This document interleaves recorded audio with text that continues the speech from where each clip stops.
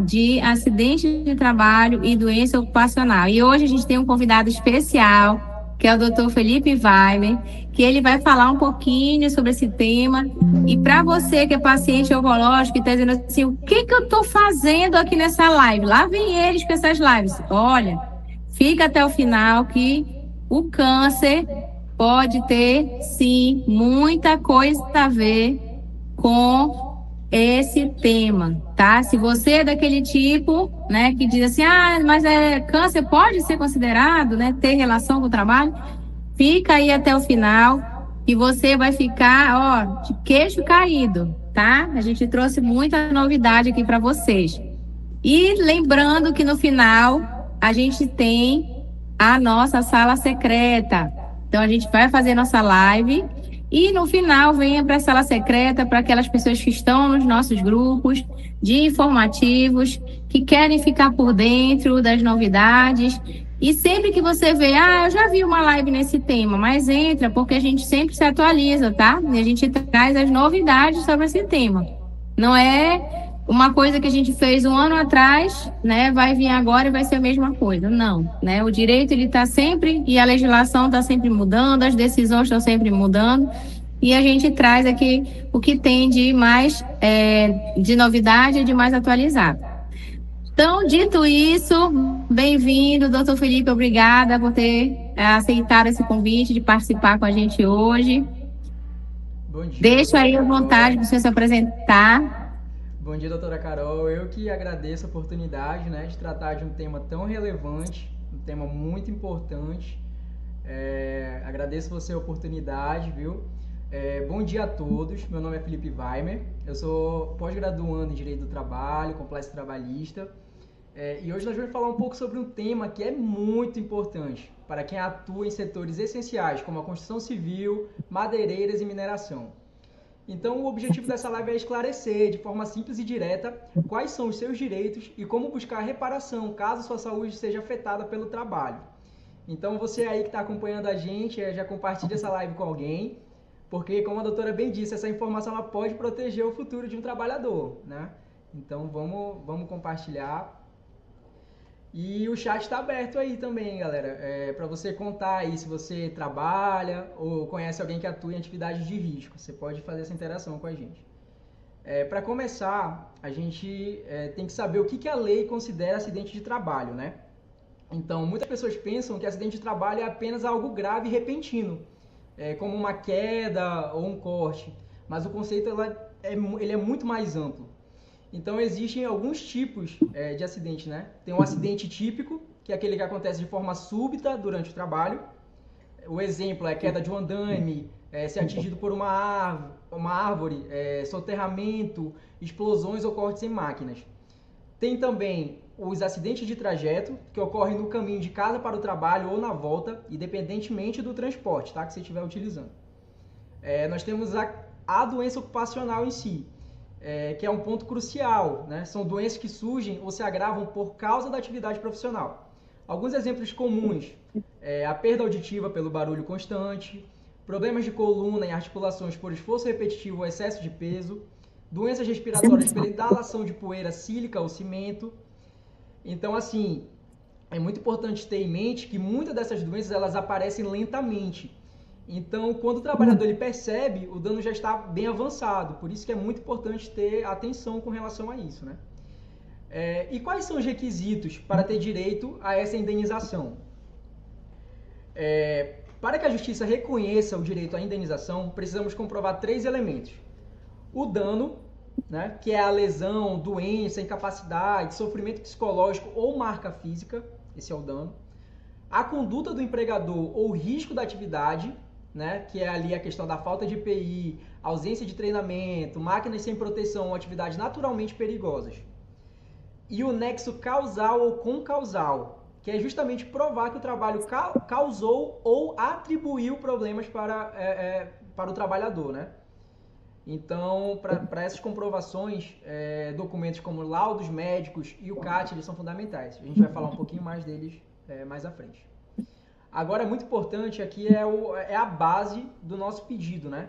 Que é a causa ou a concausa. E tem muitos trabalhadores que desconhecem isso.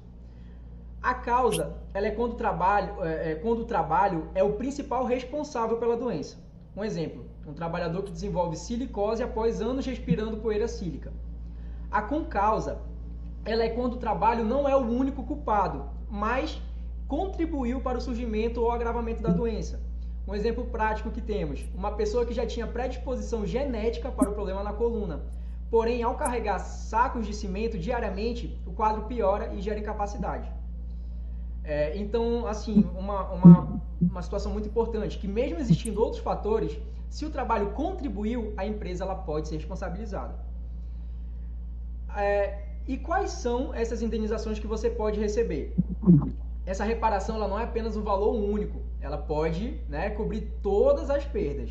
Então, as principais são dano material, que é justamente o reembolso de tratamentos, cirurgias e medicamentos, a pensão mensal, que muitas vezes pode ser vitalícia, se houver a redução da capacidade do trabalho, os danos morais, que é justamente essa compensação pela dor e sofrimento, os danos estéticos, que são cicatrizes, queimaduras, amputações que o trabalhador ele pode ter tido, né, no trabalho. E é muito importante saber que todos esses danos que eu falei, eles podem ser acumulados, tá? Ou seja, pode receber ao mesmo tempo. Agora indo para um tópico mais sensível, que a doutora já anunciou no início, que é a questão do câncer, né? Se ele pode ter relação com o trabalho ou não. E a resposta é sim. E isso é mais comum que nós imaginamos. Então, temos alguns fatores de riscos presentes em algumas atividades, né? A poeira da madeira, o amianto, a sílica, o benzeno e outros produtos químicos. Então, se houver esse diagnóstico, é muito importante informar a sua profissão ao médico, guardar exames e laudos, solicitar a emissão do CAT. Você tem algo a contribuir nessa seara, doutora? Tenho sim, doutor. Então, né, nós trabalhamos com várias doenças graves aqui, né, no escritório, né, mas a grande maioria são pacientes oncológicos, então por isso que a gente quis adicionar, né, essa informação, porque às vezes a pessoa adquiriu e não tem o conhecimento, né, lembrando que para a gente ajuizar uma ação trabalhista, uma indenização trabalhista, a gente tem um prazo, né, e normalmente a regra geral é 2 anos, né, da data que eu saí, né, e posso discutir os últimos 5. Então, quanto mais tempo você demora para buscar informação, para buscar o seu direito, mas você pode estar perdendo, né, direitos, né? Às vezes chega aqui, a gente não consegue mais rever nada da parte de rescisão, mas consegue a indenização, né? E aí pode ser estética, o dano moral, o dano material, é muito importante você guardar, né, as provas, como o doutor falou. Então, eu vou trazer aqui para vocês, gente, não é todos, a gente não vai conseguir esgotar, mas alguns tipos de câncer causados por exposição ambiental e ou ocupacional, ok? Então, o local onde você trabalha pode ter contribuído. Então, olha lá, você que tem câncer de bexiga, quais são os agentes que podem ter contribuído, né? O agente é aquele fator, né, que faz com que, por ele estar presente no meu ambiente de trabalho, eu acabei adquirindo. Então, o agente é aminas aromáticas, azocorantes, benzeno, benzidina, cromatos, fumo e poeira de metais, agrotóxicos, hidrocarboneto, policíclico aromático, que chama AHPA, e óleos e petróleo, né? Então, e quais são as ocupações que podem estar relacionadas a esses agentes, né? Câncer de bexiga, tá? Trouxe os agentes e as ocupações.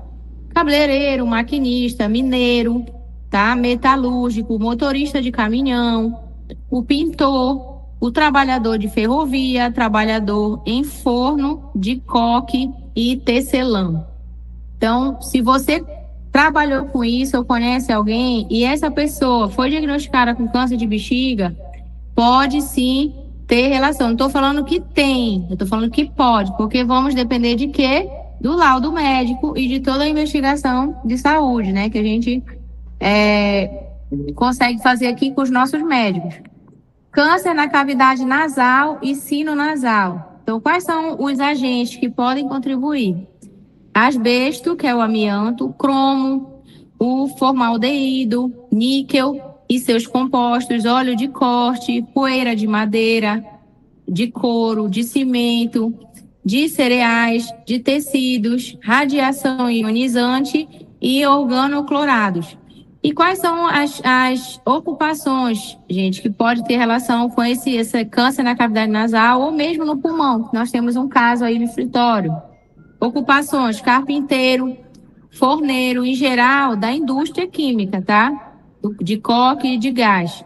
Mineiro, pedreiro, sapateiro, encanador e mecânico de automóvel, tá? São as pessoas que, se você tinha esse agente no seu local de trabalho e acabou desenvolvendo esse câncer, ele pode sim ter relação com o trabalho, ok?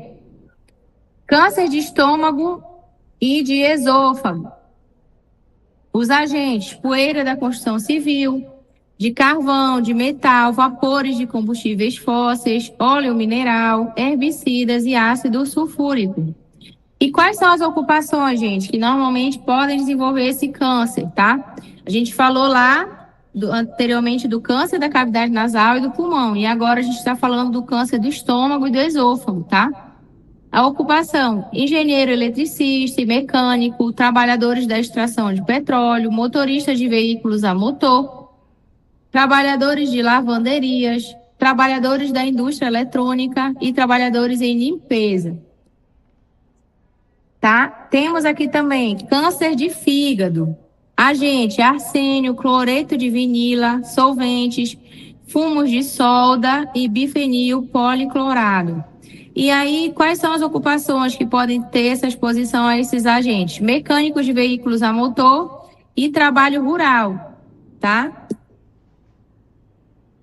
Câncer de mama, os agentes que podem ter, né, contribuído. Agrotóxicos, benzeno, campos eletromagnéticos de baixa frequência, campos magnéticos, compostos orgânicos voláteis e hormônios e dioxinas. E quais são as ocupações que têm acesso a esses agentes? Cabeleireiro, operador de rádio e telefone, enfermeiro e auxiliar de enfermagem, comissário de bordo e pessoas que fazem o trabalho noturno.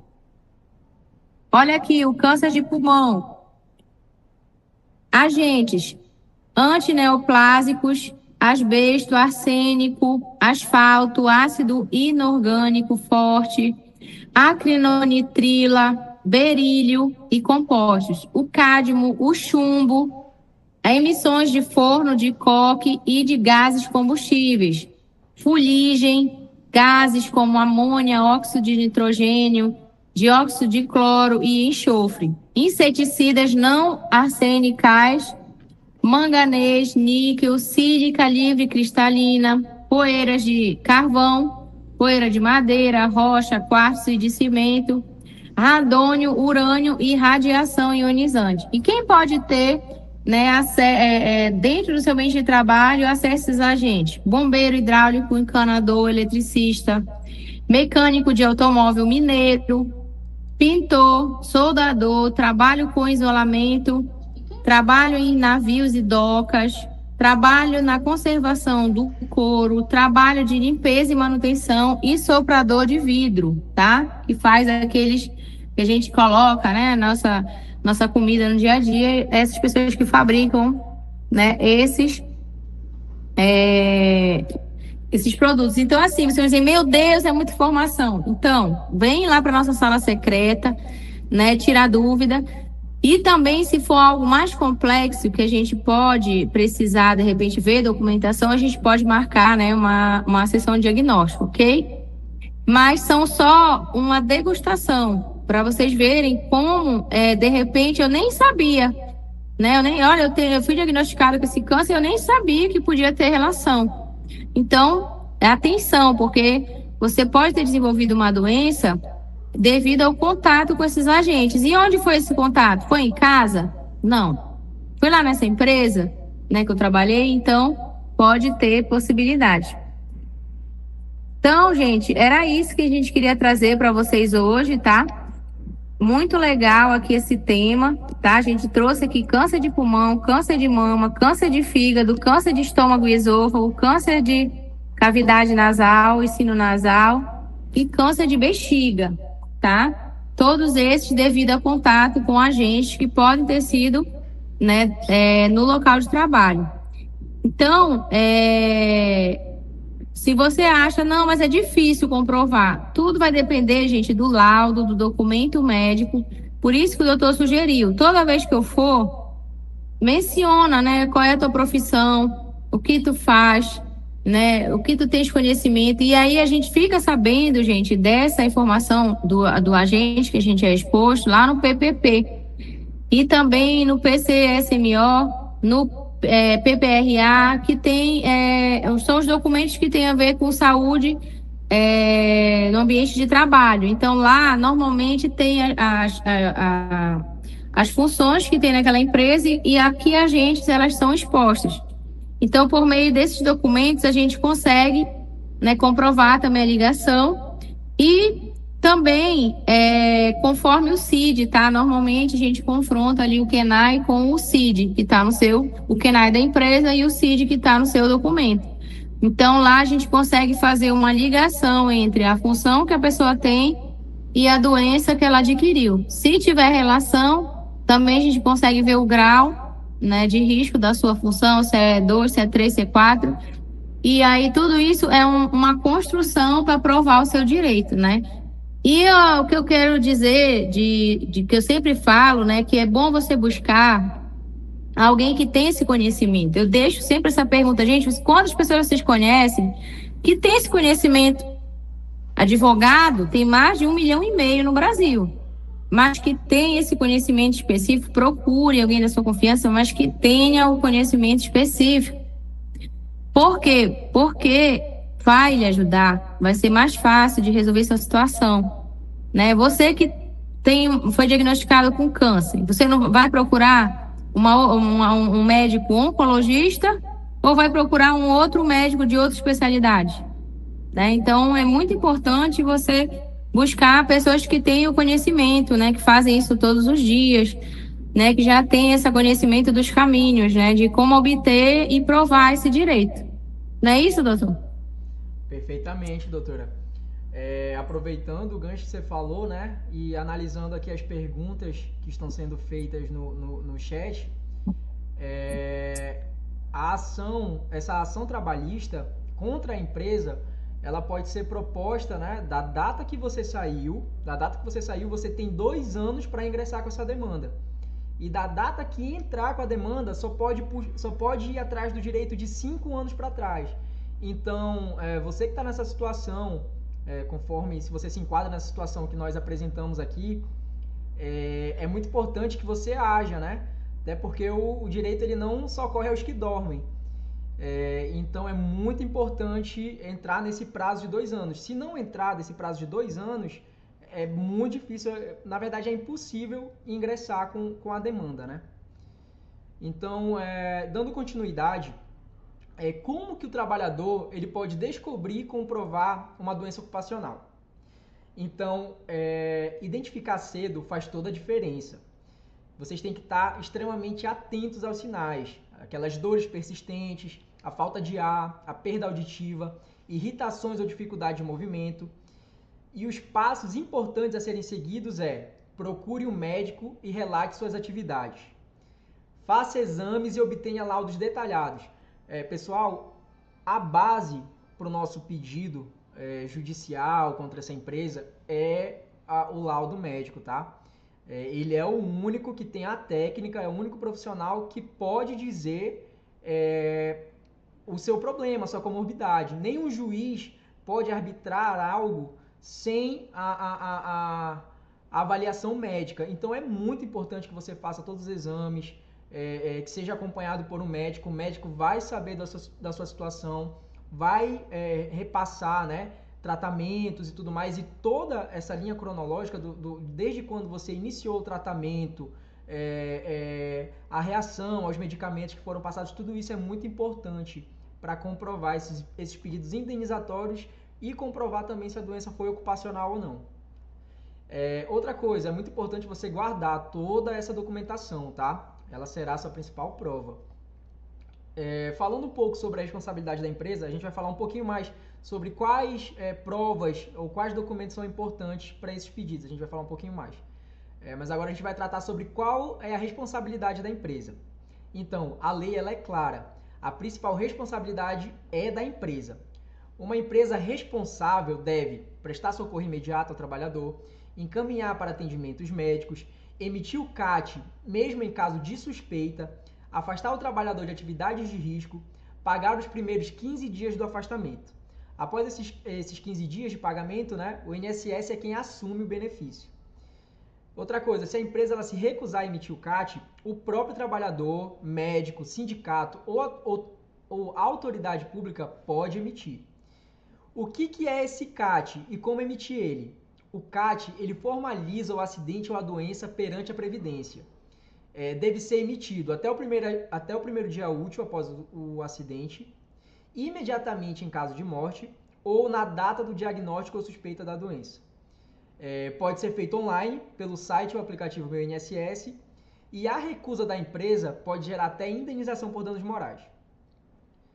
Bom, quais são os documentos indispensáveis para aumentar as chances de êxitos na ação? Se você pretende buscar seus direitos na justiça, existe um ponto que pode fazer toda a diferença no resultado do processo: a documentação correta. Quanto mais provas tivermos, maiores são as chances de sucesso. Então aqui eu vou apresentar alguns principais documentos que você deve reunir, né? Documentos médicos, laudos médicos atualizados, exames que são raio-x, ressonância, tomografia, exames laboratoriais, atestados, relatórios médicos detalhados, a doença ou a lesão, receitas e comprovantes de tratamento. Outro documento importantíssimo é o CAT, que é a comunicação de acidente de trabalho. Se ela já foi emitida, é uma das provas mais fortes da ligação entre o trabalho e o dano. Se ainda não foi, ainda pode ser providenciado. Documentos do INSS, comunicação de afastamento, carta de concessão ou negativa de benefício, histórico de créditos, resultado de perícia. Doutor, me desculpe só interromper. Quem quiser hoje na live, gente, que a gente mande um vídeo ensinando como é que emite a CAT, porque às vezes acontece, né, da empresa por desconhecimento ou por má fé, não fazer. Então, a gente ensina você, como se fosse um faça você mesmo, tá? Então, quem tiver interesse, diga eu quero, comenta aí eu quero, que a gente vai mandar no teu direct, tá? O videozinho te ensinando como é que emite, tá? Legal, perfeito, doutora, obrigado. Continuando, provas do vínculo de trabalho. Carteira de trabalho, contratos, olerites, extrato do FGTS, crachá ou qualquer documento que comprove que você trabalha na empresa. Então, outro ponto importantíssimo é que mesmo se você trabalhar e não tiver o registro, guarde provas, como mensagens, fotos no ambiente de trabalho, pegue testemunhas, ali o comprovante de pagamento que você recebe. Isso tudo é muito importante para irmos, além do pedido indenizatório, buscar esse vínculo seu na empresa, né? Ou seja, se você não for registrado formalmente com a carteira assinada, nada impede que você vá atrás desse pedido indenizatório ou da comprovação dessa doença ocupacional, tá? Isso é muito importante. Provas das condições de trabalho, fotos e vídeos do local de trabalho, fotos ou vídeos ali da falta de EPI ou equipamentos inadequados, conversas com superiores, ordens de serviço. Ali relacionado ao dano material, né? Que é aquele dano que você gasta do seu próprio bolso para poder fazer o tratamento da doença ou algo assim. É muito importante que você guarde os comprovantes das despesas. Então, tudo que você gastou por conta do acidente ou doença, seja por remédios, consultas, fisioterapia, transporte, tudo isso pode ser reembolsado, tá? Outra coisa importante são as testemunhas. Então, os colegas de trabalho que presenciaram o acidente ou reconhecem a sua rotina, eles podem fortalecer muito o processo. Nós temos aqui uma dica de ouro. Não espere o processo começar para reunir provas. Comece a guardar tudo desde o primeiro sinal do problema, tá? Então aqui a gente já vai repassando para a conclusão. O que nós temos para falar é que sua saúde é o seu bem mais precioso, né? O trabalho ele não pode custar sua qualidade de vida. Então o trabalho ele não pode ser a única causa do seu adoecimento, mas se ele no mínimo contribuiu para esse adoecimento, você possui direitos, tá? Então, se você sofreu um acidente, suspeita de uma doença ocupacional ou conhece alguém nessa situação, não aceite isso como parte do trabalho. Busque orientação. Então, se você quiser uma análise do seu caso, você aguarde aí a sala secreta, tá? Que a nossa equipe vai estar pronta para te orientar. Obrigado pela presença. Se essa live ajudou você, compartilhe. Você pode estar mudando a vida de vários trabalhadores.